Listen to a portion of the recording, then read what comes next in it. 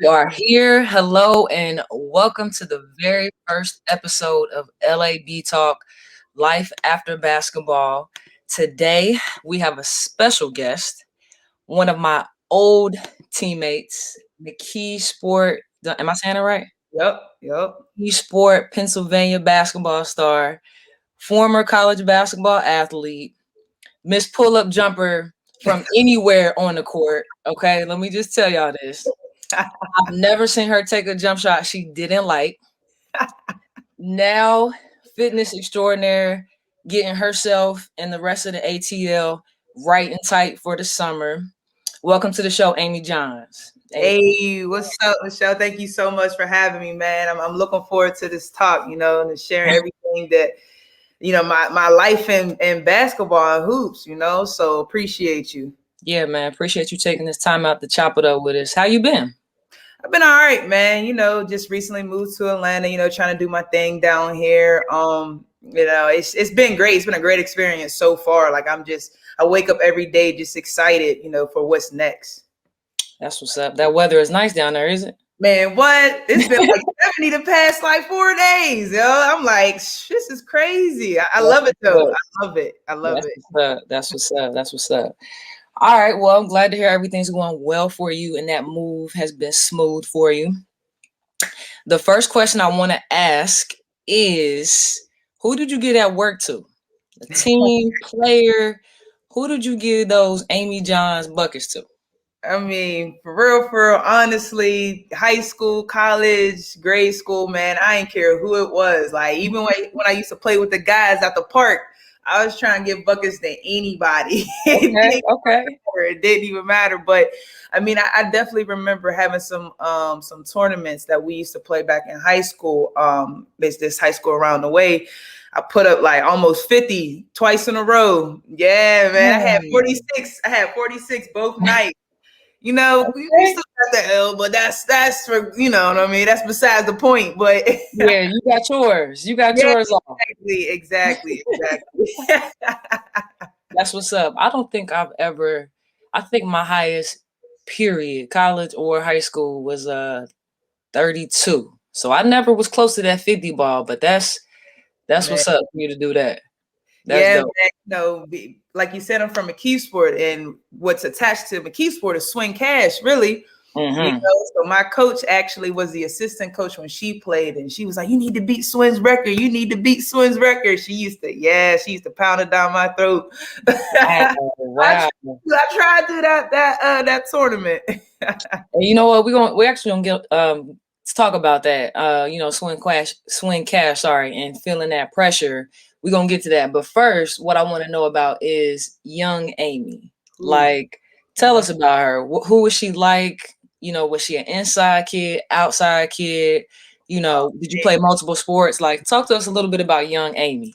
Yeah, well, young Amy, I mean, I started playing softball, actually, believe it or not. My stepfather, came into my life and introduced me to sports. He seen I had a little coordination. So he started me off with softball. And, eventually I graduated to playing hoops. So, throughout my life, I played softball, basketball, and ran track as well. In high school, they used to try to get me to play every single sport. I mean, including soccer. I'm like, soccer? I don't know nothing about soccer. But yeah, so, my stepfather got me into the game, and growing up, it's funny because I talked to my mom about this a lot. And she was like, I just remember you as a kid. We always used to have to show your birth certificate because they never believed you was the age you were. And I was just like, I was an active kid though. I'm telling you, I was into everything, always playing with the boys, whether it be football, I'm tackling. I was always just a rough kid. So, I stayed with sports. My dad got me into hoops, like I said, and then, it just kind of took off from there. Started playing AAU ball when I was in 6th grade. It might have been 5th grade now that I'm thinking about it. Started way back before that, the Boys and Girls Club. So then, it just kind of progressed from there, got into AAU and just played that all through, junior high school, played high school ball as well, all through college. So that's a little bit about young Amy. Okay. So you say your stepdad is kind of who was the person who introduced you to sports. He introduced you to basketball? He introduced me to, like I said, to softball originally because he actually played minor league baseball. So Oh, then he, eventually, like I said, we went from softball to basketball. And actually, it's funny because I could have got a scholarship in either or basketball or softball. oh, dang, that's dope. Okay, I didn't know that. I didn't know that. I always believe that kids, they shouldn't just pick one sport and master that. Like, I feel like playing multiple sports really helps you in all the sports that you do. Like in Oh, yeah. softball, it can help with timing. Mhm. Soccer can help with your footwork. You know what I mean? So I feel like as a young age, kids should play everything. Oh yeah, most definitely. I agree with you. I mean, and it helps them figure out ultimately what they love to do. I definitely thought, softball was my thing. And then I started hooping and I was just like, oh man. And it's crazy. Then I got to high school, then I ran track. And I didn't run track until like my junior, senior year.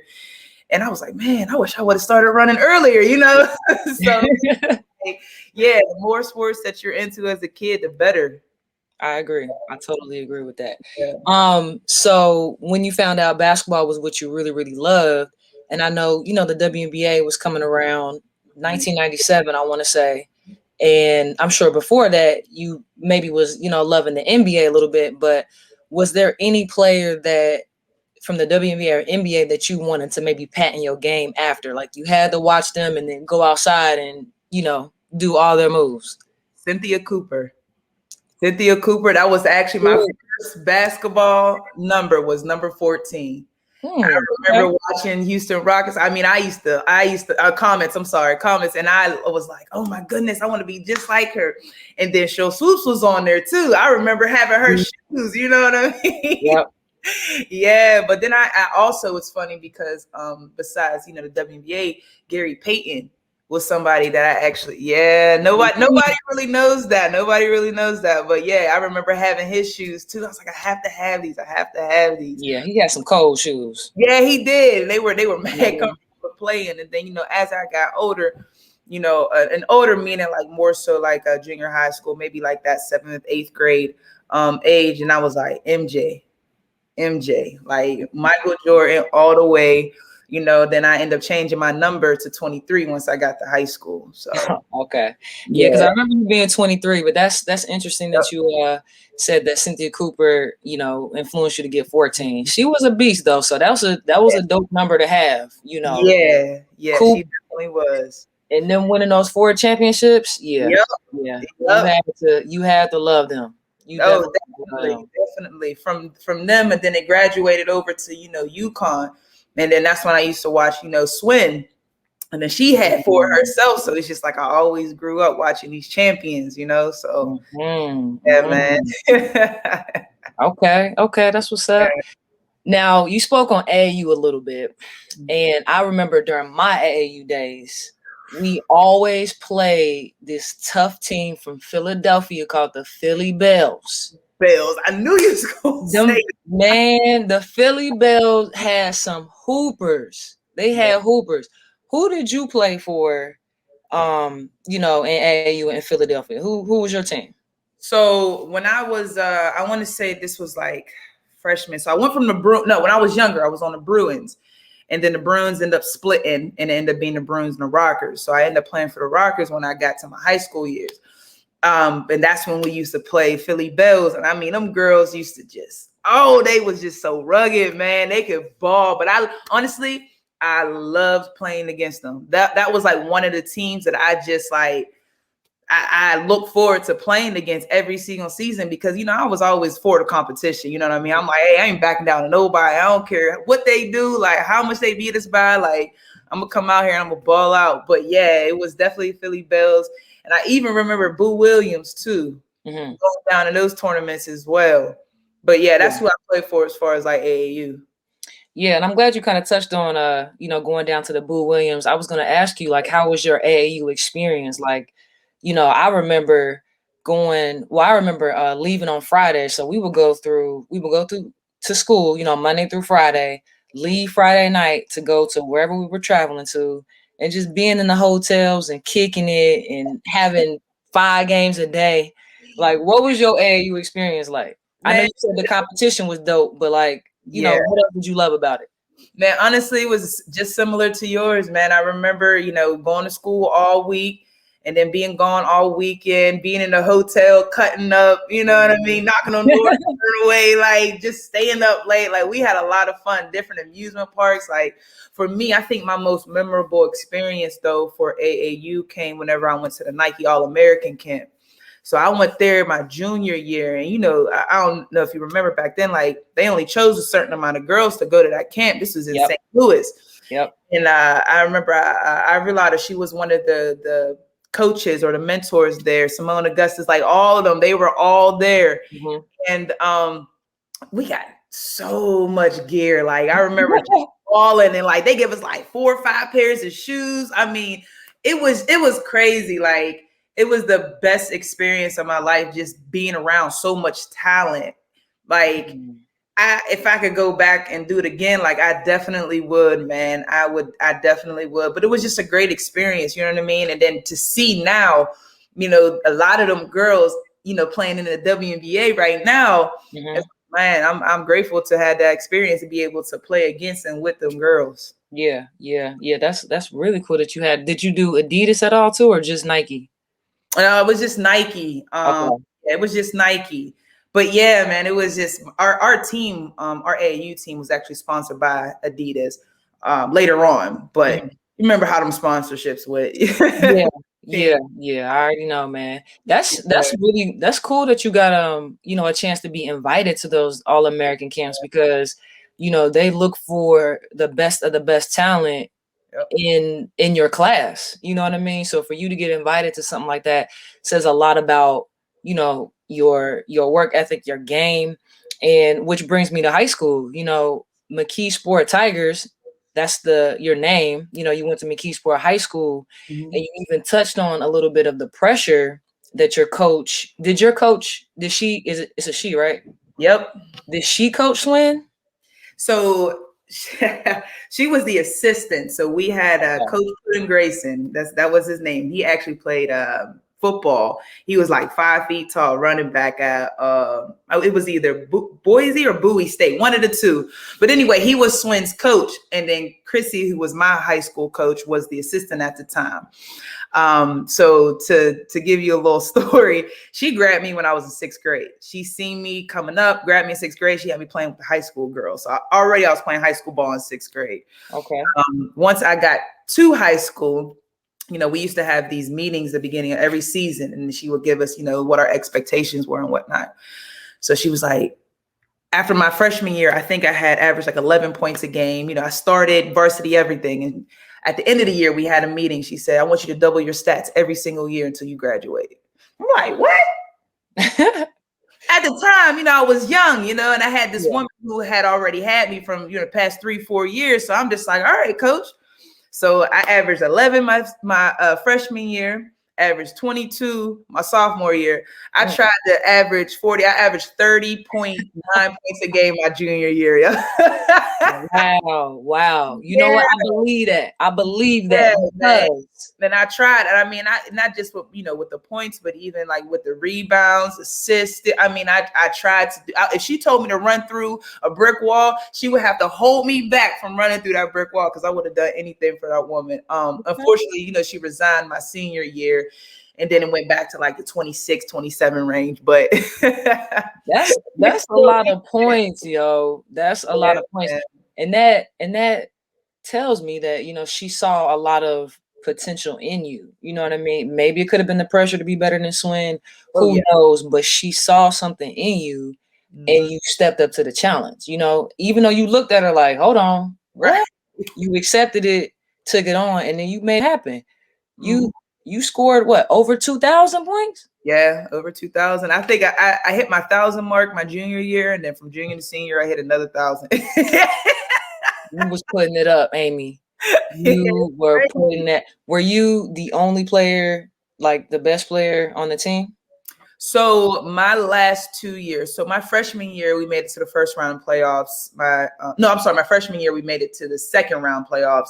My sophomore year, first round. And then the next 2 seasons, we graduated 5 seniors my sophomore year. So that was it. And it was like a rebuilding, year or the next 2 years after that. So, but yeah, it was in my freshman and sophomore years. Yeah, we were good. Like we were real good.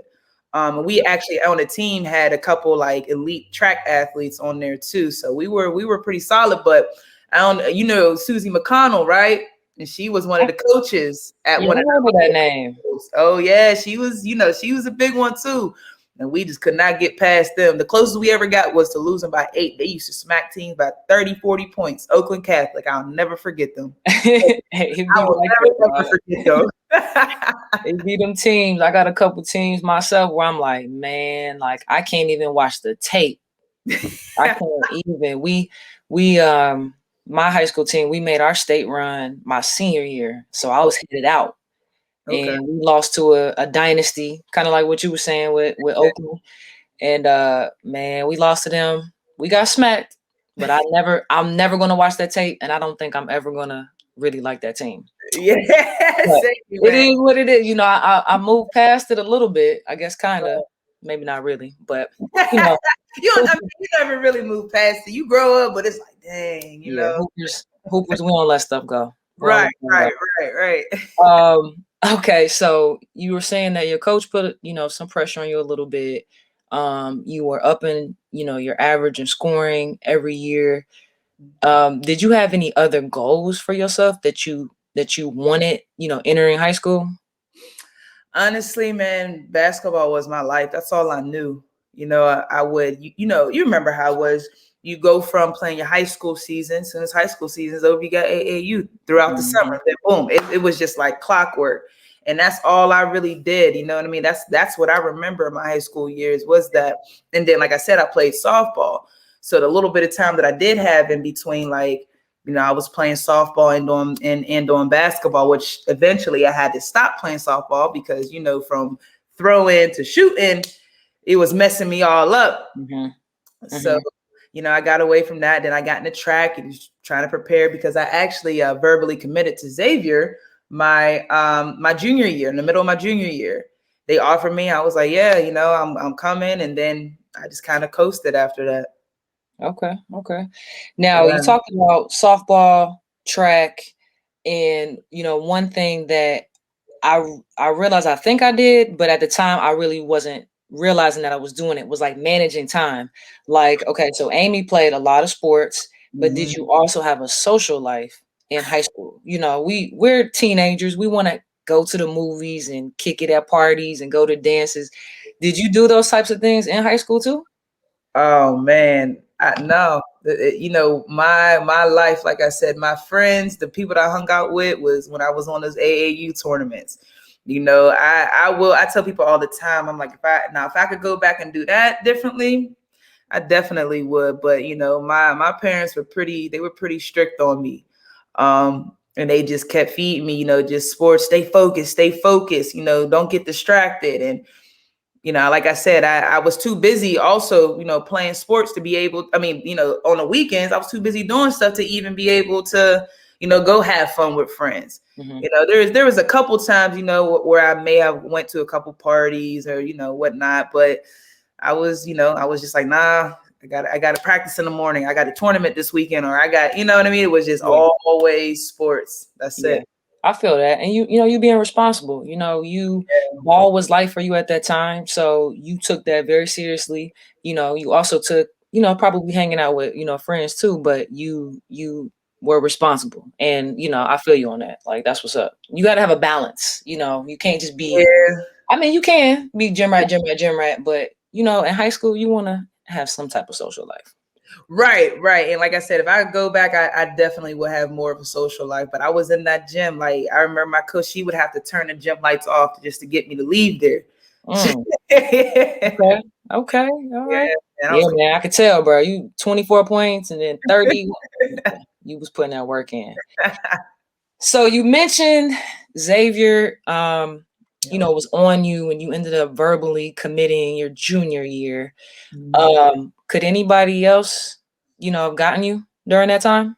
So, oh man, I actually still have the filing cabinet full of just letters and media guys. I mean, I will never, ever, ever get rid of that. Like that's something that's going to come, carry on with me. But Mhm. so my middle of my junior year, I narrowed it down to 3 schools.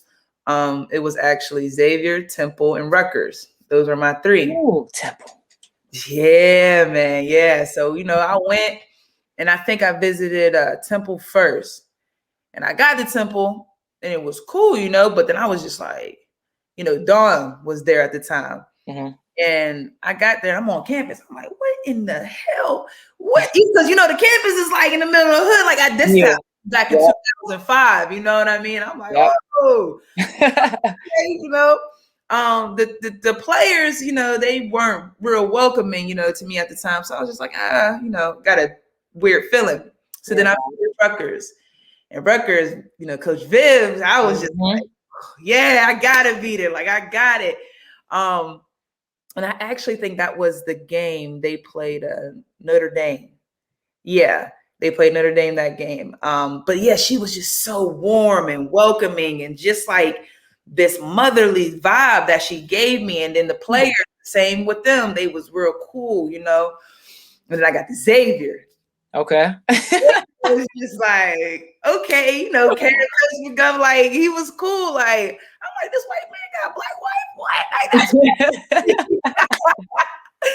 yeah, and then just spending time with the team on the visit, just simple, goofy stuff that we were doing. Everyone was just so like that to me felt like home, and the campus wasn't too big and crazy either, so it was a little bit smaller, kind of reminded me where I came from back at home. So I was like, you know what? And then of course, it was a Catholic school. I was raised in the church. My parents were real religious and kind of like, pushed me in that direction. And I was like, all right, you know what? I'm gonna call Kristen. I think Kristen is who I called at the time. Kristen Cole, shout out Kristen. Yep. And I called and I told her, and then, Kev, and it was just, that was that after that. Okay. So you got some pretty high profile, coaches hollering at you, knocking down that door, you know. Yeah, it was crazy. It was, like I said, it was a great experience for me, going to the All-American camps and different tournaments and being recruited, and even them coming to my games in high school, my high school gym play. It was dope, man. It was a great experience for sure. Definitely. That's what's up. So you committed to Xavier. My teammate, I was a senior, and you was a freshman. You came in with a big class. It was a 5 freshmen that you came in with, 2007. And I remember open gyms, and you was playing with us, man, and we would pass you the ball. I felt like you would take 2 dribbles over half court, and you was letting it fly. Like, you was like Dame Lillard before we even, knew Dame Lillard. Like, you was letting that mug fly. And I feel like I remember telling probably like Joy or Tana, I'm like, man, like she jacking these balls up, man. Where did that confidence come from? I knew you were, getting highly recruited. Temple and Rutgers is, no bums. Yeah. And you were, amazing at scoring in, high school. So where did that confidence really come from? Because you definitely brought it to college. I mean, honestly, so whenever I got done playing, I was, started playing with guys and whatnot. And then just continuing on to that summer and whatnot, I was just like, man, I got to go in here proving myself. You know what I mean? I'm like, I'm going to get some time, because we had a big class coming in, but there was hella seniors there too. You know what I mean? It was like, what, five of y'all at the time. Yeah, I was like, man, if I'm gonna get any burn, like I gotta come here and just ball out, you know what I mean? And I just went in, I'm just like, I'm not gonna think about anything else but just hooping, doing what I love to do, and I just proving myself. But yeah, I definitely was young and I had some learning and growing up and whatnot to do. But yeah, I remember those days. I get it, dog. I get it. You got to come in and kind of show who you are. You're a freshman, in a new place. So you got to sort of find your footing and, put your foot down and be like, hey, this is me. So I get it. Right. So moving on to like conditioning and, getting ready for the season. And if you don't want to talk about this, let me know. But you ended up leaving. Yeah. What happened with that situation? Because, and before I ask that again, my bad, social media now, you can Google something, 2.5 seconds, you can hear like, oh, coach did this or a player did this. And so player was released. But in 2007, that wasn't a thing. Social media Right. wasn't a thing. So we had no idea. And let me speak for myself. I had no idea of what happened. We just knew you weren't there. So Right. can you kind of tell us about maybe what happened and where'd you go and all that? Yeah, man. That was so I was in a relationship. Okay. High school sweetheart, dated for like 3 years, 3 years, something like that. They were in Penn State. They went to Penn State, and I was at Xavier. Being away from home, I got real homesick, was missing that relationship, missing my family. Things really started to get to me. And then as far as like, conditioning and whatnot, and then also another thing to mention, battling my identity and who I was. That was a big thing for me. As I mentioned, being raised in the church and me being openly, gay now. At the time, like I said, it was like I'm finally away from home, so I can sneak and do things that I wasn't, able to do before. So it was like dealing with that, being homesick, dealing with, like I said, my identity, dealing with the relationship I was in at the time. I just didn't really know how to cope or to deal with it. So it put me in this real deep, dark, depression. And for a long time, I didn't speak about it back then, but now I don't care now because I'm like, it ultimately made me who I am now. So this is another thing, reason why I want to share this story with people is because I've come across freshmen, later down the line that was going through the similar things that I was going through. They were just homesick or just dealing with different things. So, I made the best choice that I needed to for my mental health at the time. And I was like, you know what, I'm gonna go back home and just kind of figure out things from there. So then fast forward, I stayed in contact with Xavier and everything, and they still wanted me back. So then I came back. While I was home, oh man, my parents, woo, let's just say they didn't welcome me with open arms. So then I actually had to end up living with a family member, because they kind of just was like, kind of pushed me to the side. But then, yeah, like I said, I dealt with that and ended up getting a job, and it was just like, oh, this is not what I want to do. Like, I got to get back to ball. I got to get back to school. So then, fast forward, and that's when I ended up coming back. If you remember, got into some drama with the team, and this is when I was really like just full-fledged, just like I came out.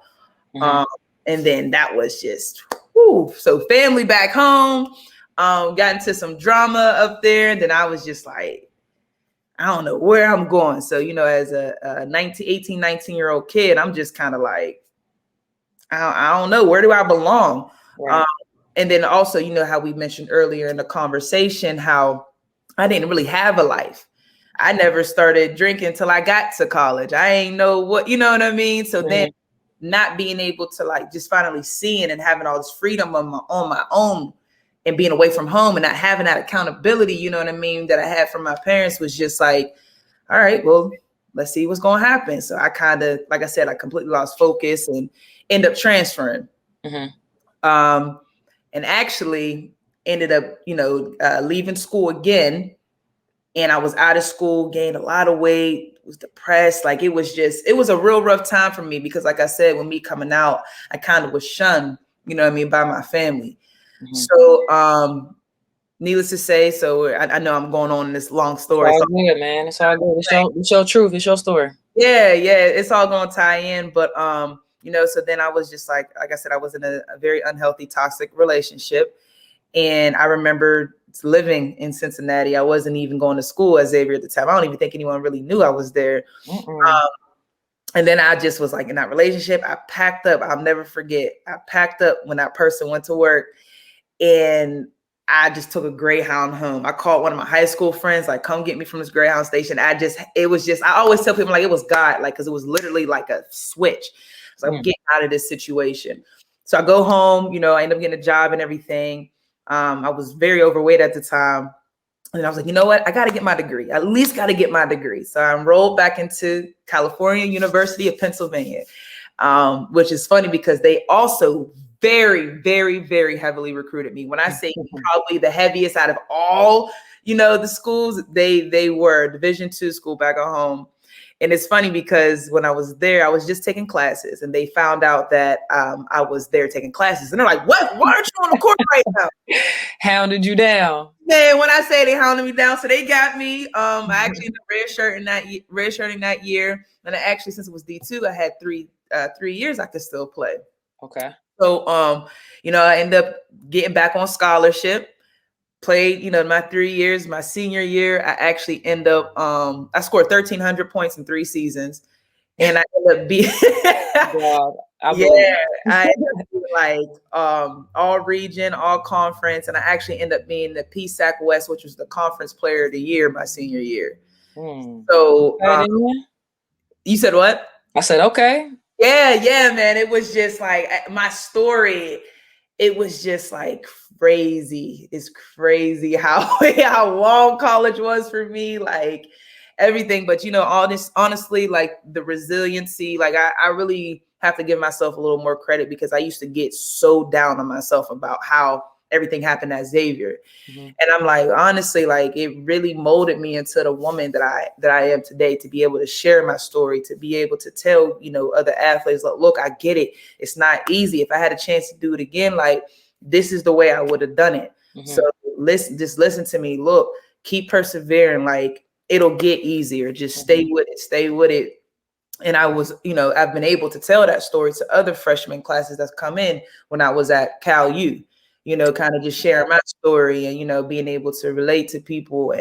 But yeah, man, that was my whole experience when it came to college. So, and I had no idea about it. And I'm really glad that you're sharing that with me, because back then it wasn't accepted a lot. It was kind of shunned. Like you said, your parents, sort of made you feel like that. And so you really didn't know who to turn to. So you were looking everywhere. And as a 18, 19-year-old, that's tough, but you really persevered and kept it moving and kept trying to find a way.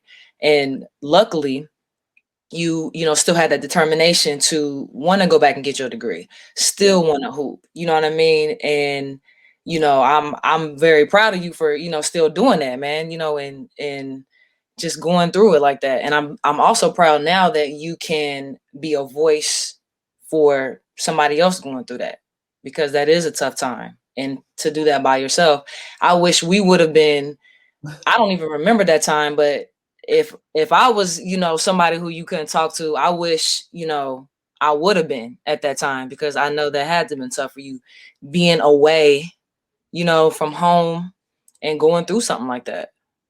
Man, like I definitely, I appreciate it. Just during that time, like I said, it was just, this is where your family really kind of ties into play. And this is why I'm such an advocate now. If you go to my social media, it's all about like protecting your mental health. When you come sometimes from family, and I'm sure we all have, especially in the African-American communities, as Black women, we're always taught to like, keep going, be strong, like, don't share your feelings. Like, it was in me. So being vulnerable with anyone, it was, especially my mother was in the military, no, figure it out. No, don't get distracted. You need to get to work. You know what I mean? So feeling, vulnerable and communicate to someone, especially trying to figure that out. Like you said, at 18, 19 years old, man, it was like, I don't know how to do it. I can't do it. Now at, almost 33, I'm just like, no, this is how I'm feeling. And I need you to know. Not afraid to step up, speak up, and say what it is that you really feel and what you're going through. Exactly. Definitely. Man, appreciate you, speaking your truth right there. Because who knows who that's going to touch, We pray that it'll touch anybody going through that. Oh yeah, definitely. So, after graduating, what did you major in though? So I got my bachelor's in business. Okay. So once I had graduated, it's funny because I actually had an offer to play pro ball overseas in Germany. But as you just heard that whole story, it's like, I just need a break. I need a year off. just to like, or a couple years off actually, just to chill, because I went into college in 2006. I went out of college in 2012. So that's a very long time. And I was just like, I need a rest. I need a rest from all of it. So That yeah. was gonna be next. I was like, was there any aspirations to go overseas? But I get it. You was like, time out. I need some Amy time for Amy to focus on her a little bit more, learn a bit, a bit more about yourself. That's what's up. So you majored in business. Yes. What did you do when, Hoop and Amy took a time out? What'd you do next? So I actually ended up coaching AAU basketball. Okay. So and high school boys basketball. So if we go way earlier in the conversation, put in Grayson, who was Swin's coach. Mm-hmm. Well, he had just took the position at a local school across the way, close to McKeesport. And he had asked me to come on and run his offense. So, I was coaching with Puddin Grayson, who coached Swin Cash. It was pretty dope. He had me run his offense, and that team, they were awful. We got them to the first round of the playoffs that year. So running my offense, they was scoring, they was doing their thing. Yeah. But yeah, then I also coached, AAU girls basketball. And then I ended up being a facility manager, and then end up running the entire AAU program for a couple years. Oh, wow. Okay. Yeah. So I did that for 2 years. And then after that, I was like, we had the summer league market house. And that's where all like the college ball players pro ball players, from the area would play when they come back, home from overseas. So I'm playing in there, and I'm just like, you know what? All right. Because I was still in touch with, the people over in Germany and whatnot. So I told them, I'm a go and, come play and everything. So I'm training, whatnot. Well, I end up playing in the summer league. I'm in the summer league, right? First couple games, I'm balling. I'm like, yo, I can't wait to get overseas. I think it was like the third or fourth game. I let it go, man. Oh. I went to go rebound. It was like, pop. And I just went down, and I'm like, what the? And I thought someone stepped on the back of my heel at first. That's what you hear a lot. You always hear a lot of people say that. And I was just like, I'm like, what the hell? So immediately I drop, I go down, and I'm like, what?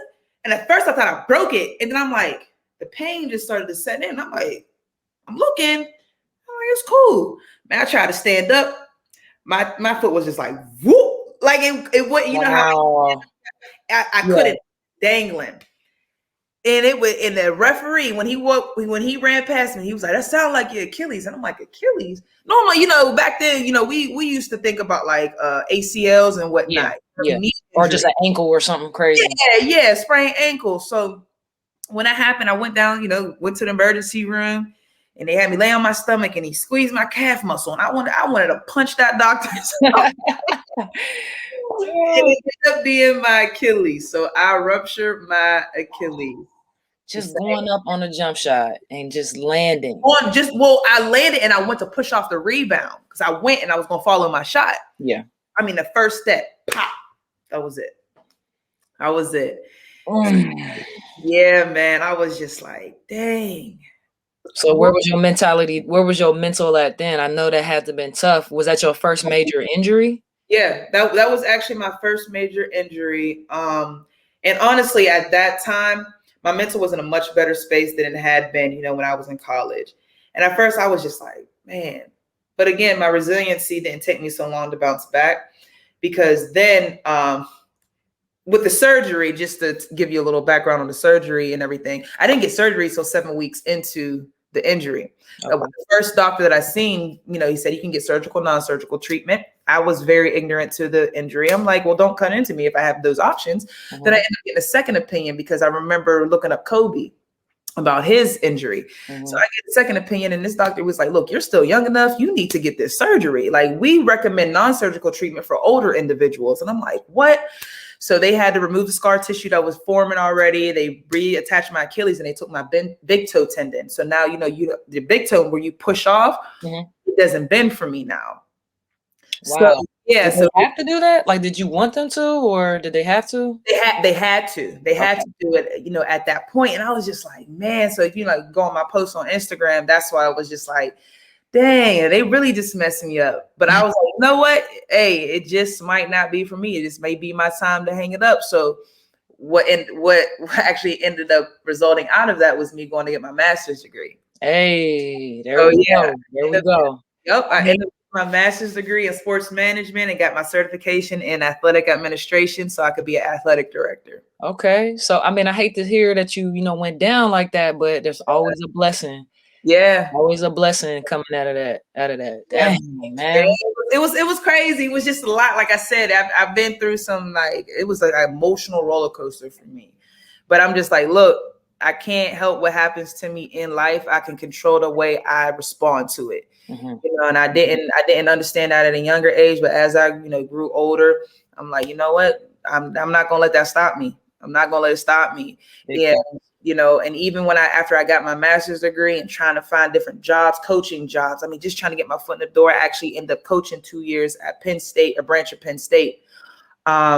And then, just try to move my way up. And, it's very difficult to get into like college coaching jobs. Mm-hmm. Like, you know what? All right, well, this isn't working out for me. So then that's when I started getting more into fitness, because even whenever I was coaching at the high schools and the college, I always did the training aspect. So I always did like the strength and conditioning parts of it. So I was like, you know what? I'm going to make this I'm going to turn this story into something. Mm-hmm. Which ultimately led to me getting my certification in personal training. And then I'm going to get into performance training. So then that way I can get into the performance side of it. Like right now I'm focused on, just kind of like the weight loss, fat loss, helping people live healthier lifestyles. But I mean, my story is going to continue to grow. Definitely will. Definitely will. And you got all that on your resume to help with that. With Yeah. that. Yeah. All of that. Definitely. Wow. Because I was gonna ask, I was like, what did you want to do with that business? But you kind of just summed it all up for me. Yeah. Did you actually want to be a college coach? Because I know you kept going towards like those coaching jobs. But was that like what you wanted to be? Well, I wanted to be a coach to get my foot in the door to be an athletic director. I always wanted to be an athletic director. That was more of the side that I, wanted to pursue, which is why, because in order to be an athletic director, you do have that certificate that in athletic administration. Mm-hmm. So that's why I ended up getting that at the time. But like I said, trying to find different coaching jobs, it was just so difficult. I remember, I went from coaching just to be like a coordinator. Like I was trying to do any type of job. And man, it's just, I'm not getting any callbacks. And so I was like, all right, well, we're just going to try something else. Going to try a whole different avenue. And in between all of that time, of course, like I was, working just regular 9 to 5s as well. So my life has always just been real constant on go. And then, like I said, the past couple of years, I was like, you know what? I'm gonna be a trainer. That's the avenue I'm gonna take, because I like to be active. I like to be on the go. I don't like to be sitting behind a desk all day. That's just I not. know, right? I'm the same. I don't know if that's like as an athlete in us. We Yeah. just don't, we are, like you said, you're always on the move. You were going to this and doing that. And I feel like I'm the same way. And I don't know if that's just our motor that's Yeah. in us. Like we just can't sit still.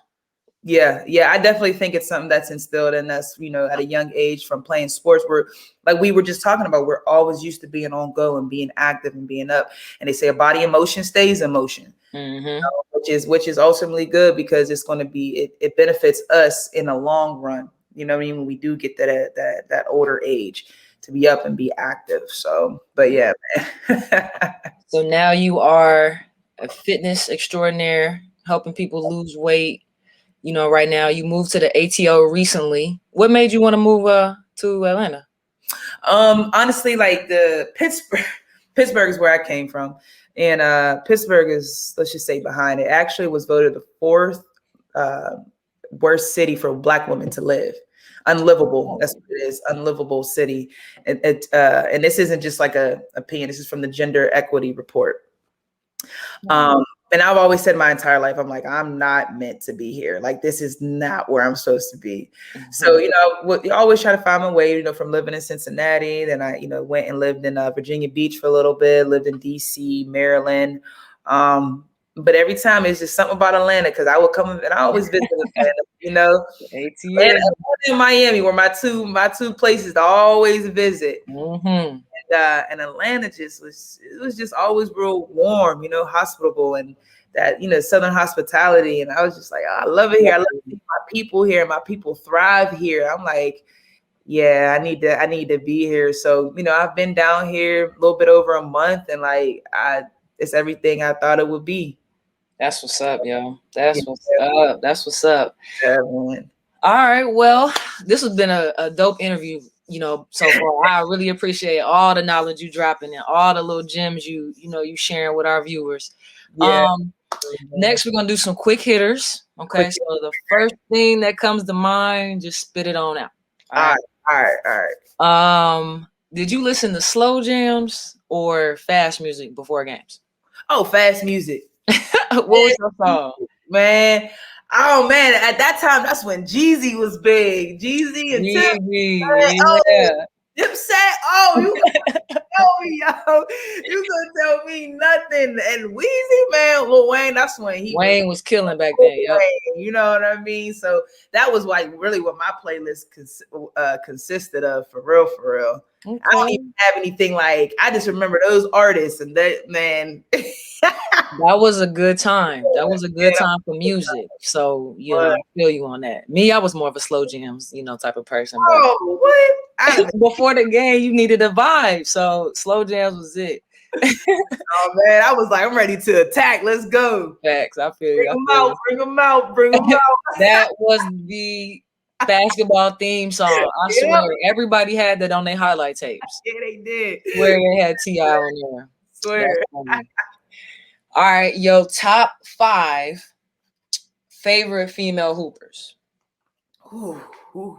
Top 5. Well, we got Cynthia Cooper in there. We got Cheryl Swoops. We got Lisa Leslie. Okay. I got to give Swin, of course. Mm-hmm. And if I had to choose one more, dang. Oh. And it's just your favorite, just your favorite. I know. I'm trying to think. It's going to be, I got to say Taurasi, man. I was going to say Taurasi or Bird. You can't go wrong with that. Yeah, you can't go wrong. Yeah. That's a good top 5 right there. That's a good one. Yeah, man, for real. Your most memorable basketball moment. What is near and dear to you? Most memorable moment. That's a good question. My goodness. That's a real good question. And it could be high school, college, Yeah. Oh my goodness. Pee-wee basketball, youth basketball. No, I'm just playing. Yeah. I gotta go back to that Nike All-American camp. Okay. That camp was just so dope, man. It was everything. Like I said, like the gear was like my highlight. Like that was like my big thing. But just minus the gear, just being in the presence of so many elite athletes, and that having that honor to be there. It was like, I think they only chose like 80 girls in the country. So it was like, man, they chose me to be here. So it was just like and then seeing all the different college players that I used to watch on TV be the counselors there, was like, I was like starstruck for real. Yeah. You was like, I made it. Did you have that moment like, man, I made it. Like, I'm here with the big dogs. Yes. I was just like, whoa. Because I was always so hard on myself. Even now, like I could be very hard on myself. But like when I actually I got older and I actually just stopped and I just thought about it, I'm like, wow. I was all right. When you look back on it, when you look back, like, okay, I was a beast. What people saying ain't no lie. Right. Yeah, but that definitely was it. That was it. That's what's up. That's a dope moment. That's what's up. Yeah. We got a couple more. What was the craziest thing a coach has ever said to you? Jesus. If any. Them coaches used to say some wild stuff. Wild stuff? Yeah. Some wild stuff. I don't even, to tell you the truth, I was very coachable. I was listening to my coaches, but I tuned out like a lot of negativity. You know what I mean? I remember when I was younger, sixth grade, these male coaches used to curse, yell, talk to us like we were crazy. And he just learned to tune it out. So honestly, I don't even think it's any coach. I think it was my mama, man. Mom got the expectations. Man, my mom was ruthless. I got her on videotape. You know, they used to have, the VCR and whatnot. Mm-hmm. We got a VCR, believe it or not. Yeah. I at that time too. Look at her jogging down the court, no fire. She used to just go in. Her own commentary.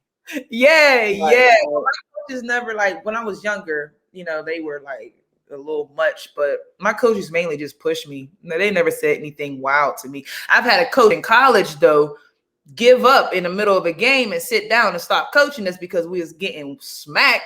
Now that was a crazy experience for me. It was at my second school, and we ended up complaining. That's two seniors. There was two seniors at the time. We ended up complaining to the president of the school. When I tell you, the next day when we had a game, he was not on that bus. They fired him. Dang, yeah, don't give up on your squad. Now I can see you maybe using that as motivation, being like, all right, y'all don't want to listen to me, then let me see how y'all figure it out. It's to an extent what you do, you know what I mean? But you don't just turn your back on the team. He sat down, got silent, and then we were just listening to the assistant coaches at the time because and I'm like, what is happening? Like, this is crazy. It was wild. I think we was down like a good amount, maybe like 20, but it was still enough time for us to kind of like pitch, you know what I mean? And he just sat down. I'm like, yeah, nah. Oh, wow. No, sir. Yeah, he got what he deserved with that one. Yeah, definitely. A lot led up to that. Yeah. No, thank you, sir. Okay. Last question. What is something, and I think you touched on it a little bit, but what is something the old Amy knows? I'm sorry. What is something that Amy knows now that she wished she knew then? I wish that I would have shown a little more patience and perseverance at that time, and strength, really. It's funny because, I have tattoos all over me, but one of the ones that like mean the most to me is I have a tattoo here of a star, and it says strength and perseverance. Those two words just always stuck to me.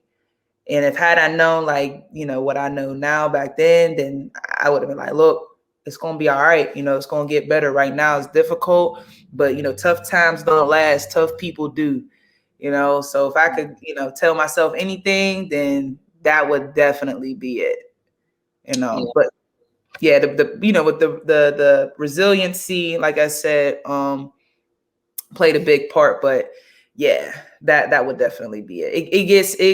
It always gets harder before it gets easier. And that's with anything in life. If you're able to, sales, for instance, they say, if you keep getting no's, don't think of it as, you get rejected. That's how much closer you're getting to a yes. Yeah. Yep. And it's the same, it's a similar mindset, yeah, it's difficult right now, but it don't last forever. It never does.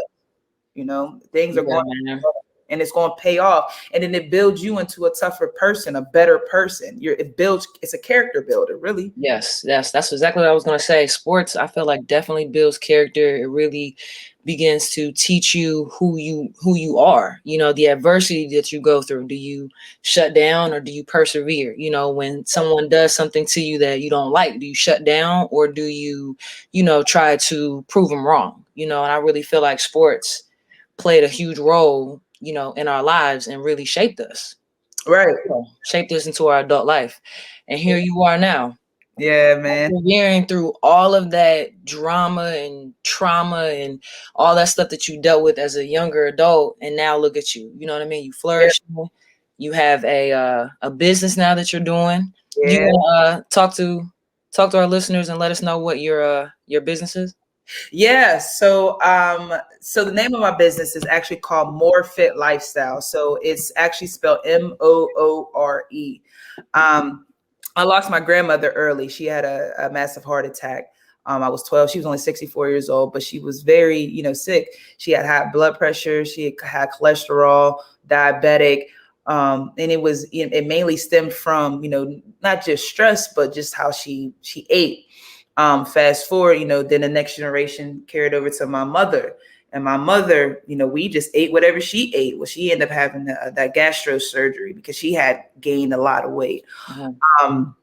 And I always remember, one of my AAU teammates, their mother was like, the downfall for Amy is going to be her diet. It's going to be her nutrition. Growing up, I mean, my parents just tried to put food on the table. You know what I mean? Raising the kids, it wasn't the worst, but it wasn't the best either. So I started this business, you know what I mean, to educate other people, of nutrition and the importance of health, and then also to promote, mental health as well. One of my full-time jobs that I had mentioned to you earlier was working with children in the mental health field, based off of behaviors, but they were trauma. They had a lot of trauma. And I just realized, like, it made me dive deeper into my mental health. And, I started seeing a therapist, and it was just the best decision that I ever made in my life, because I was able to get down deeper into who I am as a person. So, when it comes to wellness, it's about physical fitness. It's about what you put into your body, not just physically, but mentally as well. So what I do in my business is I actually coach people to change habits. And ultimately what ends up happening is they end up losing weight. So I provide different like meal plans, workouts, to them, and then also help them schedule, their lives realistically. I always tell them, I said, without structure, there's chaos.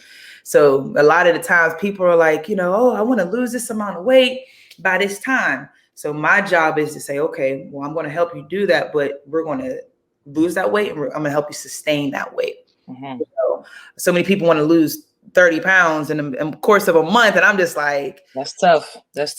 It's very tough. It's very, very tough, because you got to account for relapses. You got to account for stress. You got to account for life. I mean, if all you're focusing on is losing weight and not working your job and paying your bills and dealing with family issues, your children, I mean, it may be able to happen, but still you're going to just gain it right back, because your body doesn't work like that. So so people forget to eat, and they think that's, what will help, and it's not. But that's good that you're doing that, because with this busy life now, and I'm sure life has always been busy, but now that I'm adult, I'm really noticing, I'm like, there are not enough hours in the day. But you really have to, it's a lifestyle change. Yes. You have to change everything about you to reach, those specific goals, because it's important.